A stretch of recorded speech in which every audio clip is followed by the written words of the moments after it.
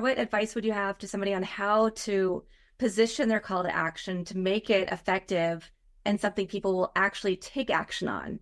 Yes. Thank you for asking this question because everyone needs to know the answer to this.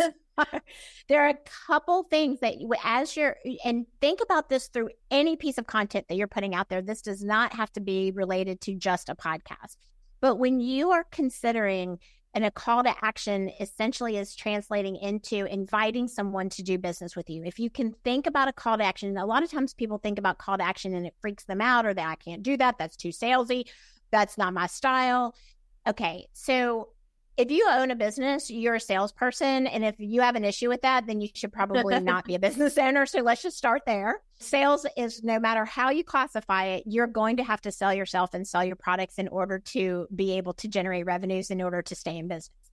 A call to action doesn't have to be intimidating or threatening. It just needs to be an invitation to continue the conversation.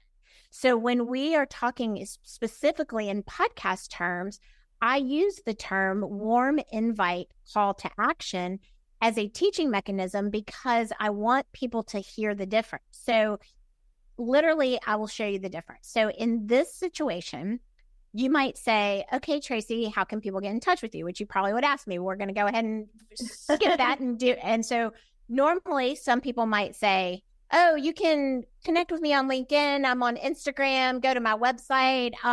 If you want to book a call with me, like all these kind of things that are just like, first of all, I just gave you like 5 different opportunities and they were all very generic. Or even worse, you use one call to action, but it's like, sign up for my newsletter. Okay, well, thank you. But really, what are you going to do for me to give up my email address to you, right? So most people think of a call to action as something that they either don't give a lot of consideration to. And that's like, yeah, sign up for my newsletter.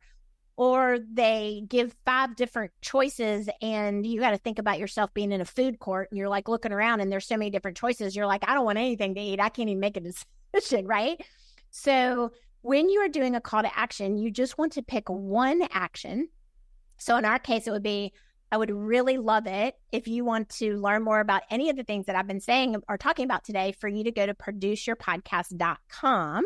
And then I'll tell you why, because there are resources, there are blogs, there's opportunities to connect there. You can sample some of our work. You can see how people have integrated their sponsorships. If you sample some of the shows, like all of these things live on produceyourpodcast.com. If you do something that's just like, I want you thinking about like talking to one person, one human, one connection, and you invite them, then that's so personal. And it also provides, and then make sure you're saying like the value, like what's in it for that person to continue the conversation with you. And it's like when I met you in person in Los Angeles at Evolutions, if I just walked up to you and said, sign up for my newsletter.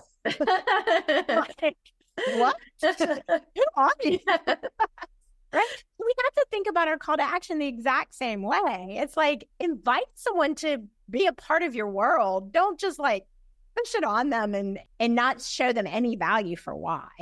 Yeah. This is a big passion point for me, you can tell. Level up your podcast with advice from the pros at Produce Your Podcast. Subscribe and hit the bell icon to stay updated. If you enjoyed this video, give it a thumbs up and share it with your network. For more expert tips and services, visit produceyourpodcast.com.